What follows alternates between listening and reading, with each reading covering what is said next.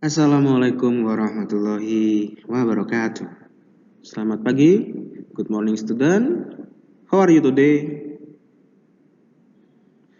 Ya, selamat pagi anak-anak. Ustadz harap anak-anak di rumah dalam keadaan yang sehat, masih semangat untuk belajar. Dan kita ketemu lagi hari ini dan belajar tematik, tema 5, subtema 2, pembelajaran 3 dan 4. Nah, sebelum kita memulai pelajaran, anak-anak, tolong dipersiapkan buku catatan seperti biasanya. Jika ada sesuatu yang sulit di tengah penjelasannya nanti, bisa dicatat dan kemudian ditanyakan kepada ustadz dan ustazah pengajarnya masing-masing. Baik ya, Ustadz lanjutkan.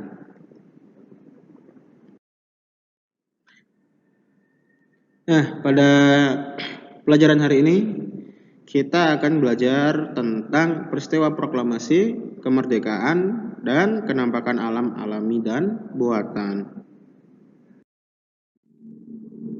Nah, anak-anak, 17 Agustus tahun 1945 ini adalah hari paling bersejarah untuk bangsa Indonesia, karena pada hari inilah ya bangsa Indonesia mengumumkan kemerdekaan bangsanya ya dengan proklamasi yang dibacakan oleh sang proklamator Insinyur Soekarno.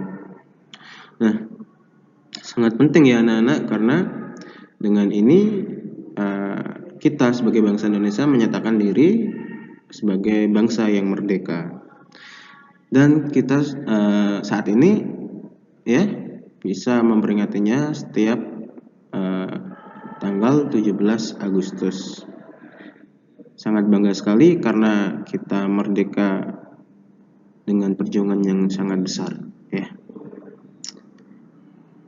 Mari kita hargai pahlawan-pahlawan kita. Baik, selanjutnya ya.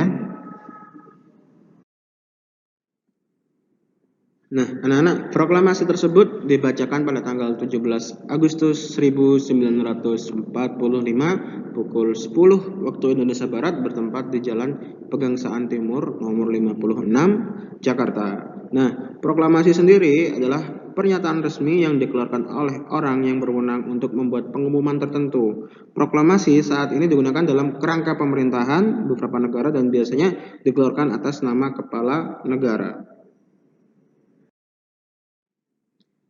Nah, pada saat yang sama dikibarkan juga bendera merah putih sebagai bendera negara dan dinyanyikan lagu kebangsaan Indonesia ya, Indonesia Raya yang diciptakan Wage Rudolf Supratman.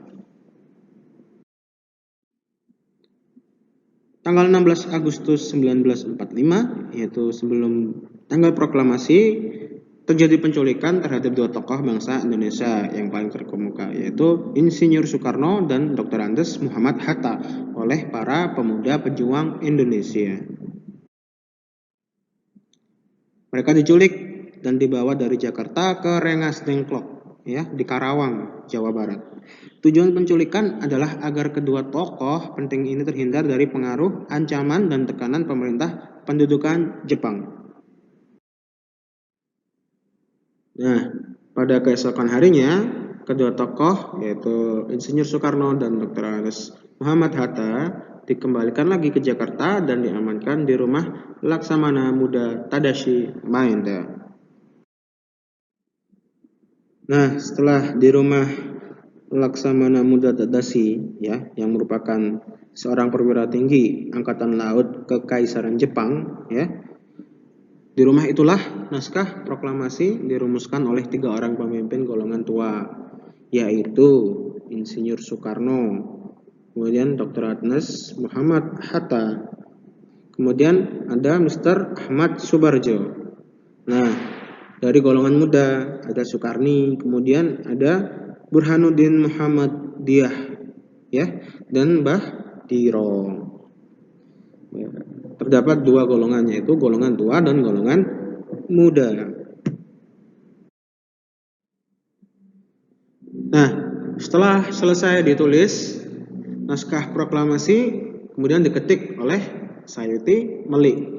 Kemudian Insinyur Soekarno dan Dr. Andes Muhammad Hatta menandatanganinya atas nama bangsa Indonesia. Nah, ini adalah naskah naskah proklamasi hasil tulisan tangan.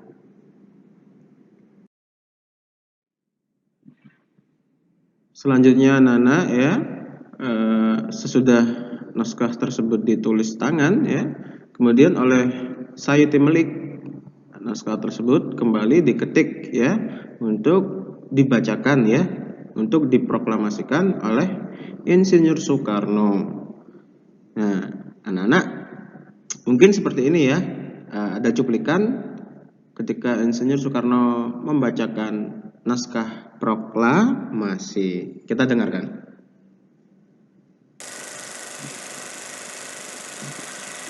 Proklamasi.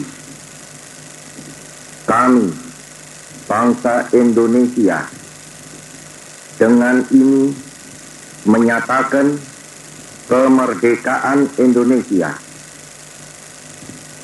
Hal-hal yang mengenai pemindahan kekuasaan dan lain-lain diselenggarakan dengan cara saksama dan dalam tempo yang sesingkat-singkatnya.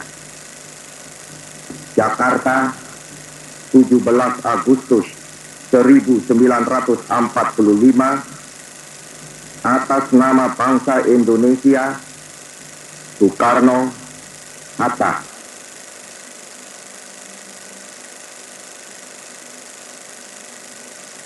Pelajaran selanjutnya adalah penampakan alam dan buatan.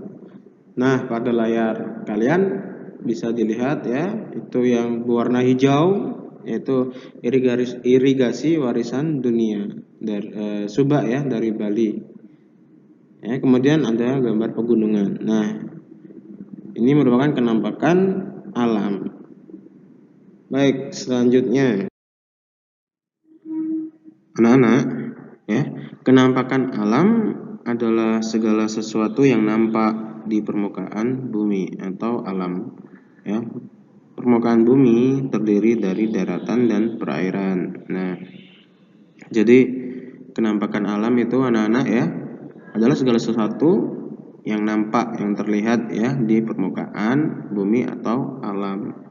Nah, permukaan bumi ini terdiri dari daratan dan perairan. Di daratan bisa penampakan alamnya bisa berupa dataran tinggi, dataran rendah gitu Kalau di dataran tinggi ada gunung, misalnya ada pegunungan ada bukit, ada lembah misalnya. Kemudian di dataran rendah ada misalnya ada sawah ada pedesaan misalnya. Sedangkan di perairan kemungkinan bisa nampak lautan misalnya, seperti itu Nah, sedangkan penampakan buatan adalah lingkungan yang sengaja dibuat oleh manusia untuk memenuhi kebutuhan manusia. Misalnya ada waduk, kemudian ada kebun kebun teh, kemudian ada industri ada kawasan industri. Nah, itu merupakan penampakan buatan karena sengaja dibuat oleh manusia untuk memenuhi kebutuhan hidup manusia. Sudah di penghujung slide sangat singkat pembelajaran kita hari ini. Tentunya Ustadz dan Ustazah berharap kepada anak-anak dengan pembelajaran yang singkat kemudian kita belum bisa bertatap muka secara langsung. Ustadz dan Ustazah berharap kepada anak-anak agar inisiatif untuk mencari pengetahuan sebanyak-banyaknya secara mandiri Insya Allah akan ada kemudahan-kemudahan. Jadi untuk buku bagi anak yang punya buku tema itu bisa dipelajari. Kemudian sangat-sangat bagus kalau anak-anak bisa bertanya atau mendiskusikan pelajaran hari ini ke ustadz dan ustazah pengajar, ya, itu sangat bagus.